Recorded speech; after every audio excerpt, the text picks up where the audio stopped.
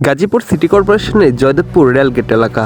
এখানে ফুটপাত আর রাস্তা দখল করে প্রতিদিনই চলে রমরমা বাণিজ্য।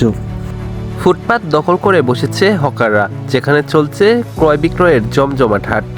শত শত হকার আর ব্যবসায়ীদের দখলে গাজীপুরের এই রাস্তা।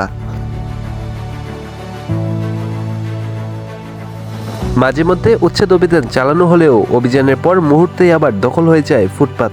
ফলে ফুটপাত ব্যবহার করতে পারছে না পথচারীরা। এমনিতেই গাড়ির চাপ, তার উপর ফুটপাত দখল, তাই তো ঝুঁকি নিয়ে রাস্তা দিয়ে হাঁটতে হচ্ছে পথচারীদের।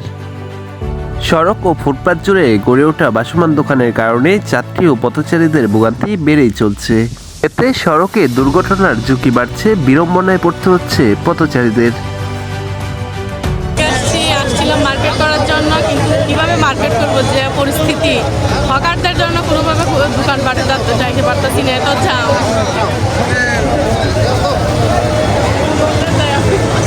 জি ভাইজান, কোথায় যাচ্ছেন? আমি দক্ষিণ সাইবিতে যাব, আমার বাসায় যাব।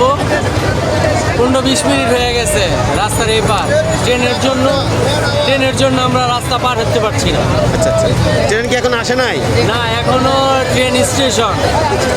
ঠিক আছে, ধন্যবাদ। রেলগেটের এই জায়গায় যে আমি এখানে তো হাঁটাই যায় না, সারা রাস্তা ছিল শুধু ফুটপাত আর মেন